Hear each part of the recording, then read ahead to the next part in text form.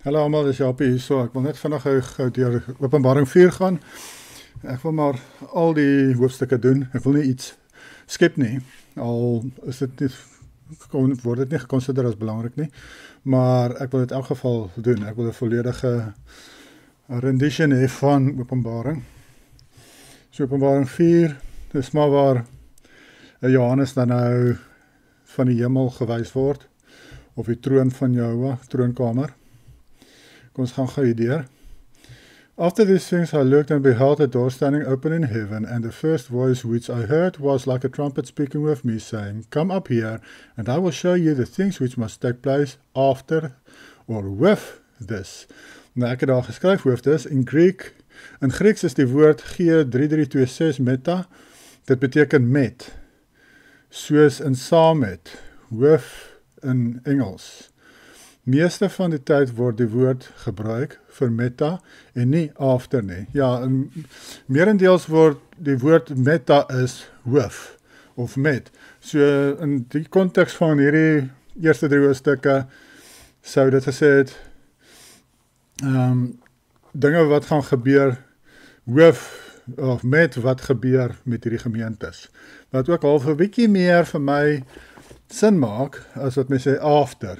Maar dit is nie eintlik after nie, want byvoorbeeld vir die een van die gemeentes sê Joshua, hy gaan met die swaard uit sy mond kom en oordeel bring in hulle generasie, hulle gaan dit beleef as hulle nie repent nie.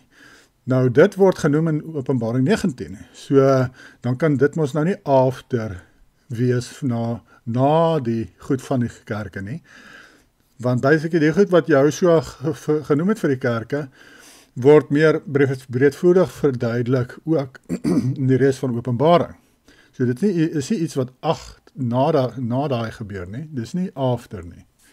So 'n beter woord sou gewees het, wat saam met wat met die kerke gebeur, gaan hierdie, wat hy nou volgende gaan noem, gebeur.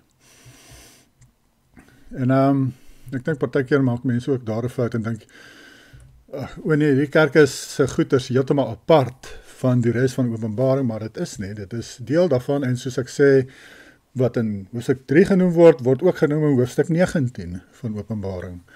So dit is alles maar so saam, gebeur maar so saam. Immediately I was in the spirit and beheld a throne set in heaven and one sat on the throne. Ons sien, hy was in die gees, ek dink hy het fisies dit gesien nie, hy het maar net, ek seker maar sy siel gevat om dit te gaan sien. And he who sat there was like a jasper and a sardius stone in appearance, and there was a rainbow around the throne. It appeared in appearance like an emerald. Around the throne were 24 thrones, and on the thrones I saw 24 elders sitting, clothed in white robes.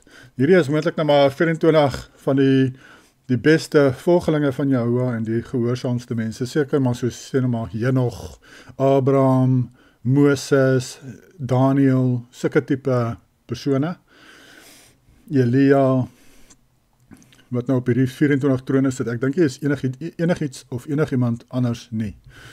Dit is maar mense wat voluit geleef het vir jou in hulle tyd, en hulle het nou die voorreg om op daardie 24 trone te sit. And they had crowns of gold on their heads, and from the throne proceeded lightnings, thunderings, and voices. 7 lamps of fire were burning before the throne, which are the 7 spirits of Yahuwah. Weereens, het word 'n paar keer genoem, Yahuwah het 7 geeste, so die mense wat die 3 eenheid wil aanbid, moet nou almal aanbid dan moet hulle 9 aanbid, want hulle kan ons nou nie net distinction maak tussen 3 van die 9 nie, dan moet jy ons nou almal aanbid. Dis hoekom Yahuwah sê, ons moet net die Vader Yahuwah aanbid, want hy wil dit vir ons maklik maak. Hy wil ons nie confuse nie. Hy wil dit so maklik as moontlik vir ons maak. Hy openbaar homself aan ons op verskriklik baie maniere. Maar hy wil nie ons moet confuse raak nie, so hy sê, moenie worry nie, aanbid net vir my die Vader, dis fine. Aanbid net Yahuwah die Vader, dis dit. Jy hoef nie al die ander te aanbid nie, net vir my. En dis wat ons moet doen, ons moet net gehoorsaam wees. Soos hy sê in Deuteronomium 6 vers 4, Deuteronomium 6 vers 13, Matteus 4 vers 10, Matteus 6 vers 9, en selfs aan die einde van Openbaring 22, Daar sê Jehoshua self ook, dat ons nie hom moet aanbid nie, maar die Vader moet aanbid. Verse 6, before the throne there was a sea of glass, like crystal, and in the midst of the throne and around the throne were 4 living creatures full of eyes in front and in the back. The first living creature was like a lion, the second living creature like a calf, the third living creature had a face like a man, and the fourth living creature was like a flying eagle. The 4 living creatures, each having 6 wings, were full of eyes around and within, and they do not rest day or night, saying, Set apart, set apart, set apart is Yahuwah Elohim Almighty, who was and is to come. Julle sien dat ek die holy verander het na set apart, want holy kom van die afgod Heliou af. En ja, ek seker hulle het nie gesê holy nie, want hulle sal nie 'n afgodsnaam gebruik in die hemel nie. Exodus 23 vers 13 sê, jy mag nie eers die afgod, enige afgod se naam noem nie. Dit staan in die wet. Maar vir om mense te korrek, moet mense seker nou maar van hierdie name noem wat hulle nie moet gebruik nie. Whenever the living creatures give glory and honor and thanks to him who sits on the throne, who lives forever and ever, the 24 elders fall down before him who sits on the throne and worship him who lives forever and ever, and cast their crowns before his throne, saying, You are worthy, Yahuwah, to receive glory and honor and power, for you created all things, and by you will they exist and were created. Ja, daar's 'n vers, en ek dink van Paulus se briewe, dat sê, all things are held together by his word. Nou, dit is baie diep daai, scientifically, dit is, alles bestaan uit frekwensie, alles op aarde bestaan uit frekwensie, so dit is letterlik, daai woord kan jy sê is frekwensie, is klank, nou, en dit is baie waar, Yahuwah hou alles by mekaar met frekwensies, met klank. Dis wonderlik. En was nog iets, dink ek, wat ek wou genoem het. The 24 elders fall down before him. O ja, dat ek ook iemand gehoor het wat 'n visioen ontvang het, en hulle het gesê dat hulle het vir Joshua gevra, nou maar, hoe kan ons Yahuwah so aanbid altyd, want ons staan hier op aarde en ons aanbid, maar jy kan net tot op 'n punt en dan weet jy nie meer wat om te sê nie.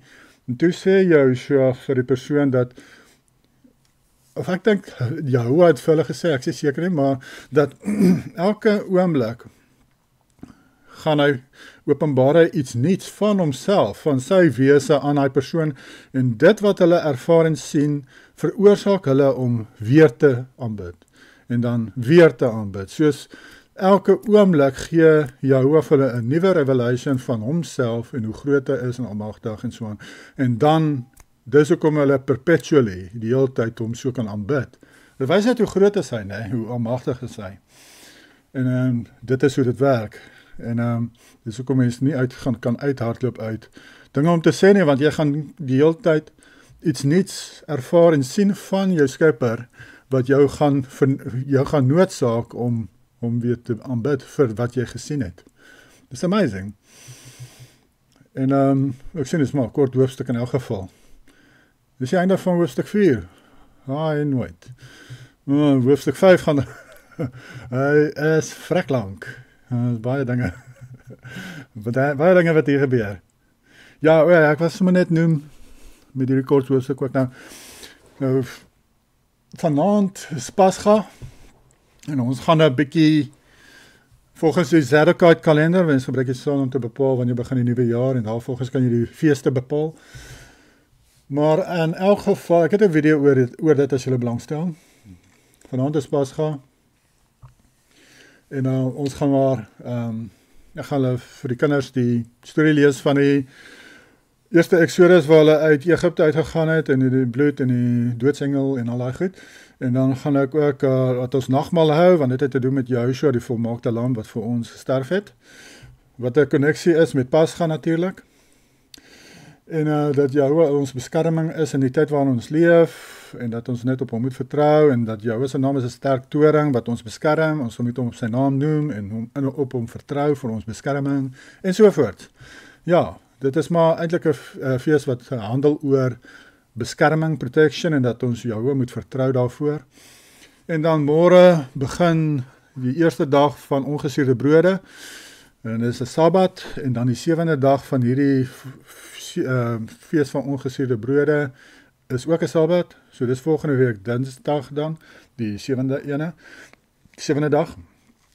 En dan hierdie 7 dae moet mens nou nie enige broodprodukte in jou huis hê nie. Jy mag nie suurdeeg soos 'n brood in jou huis hê of koop of eet nie, want brood, dit verteenwoordig, die suurdeeg verteenwoordig sondes, en hierdie fees gaan oor, jy doen weg met sondes.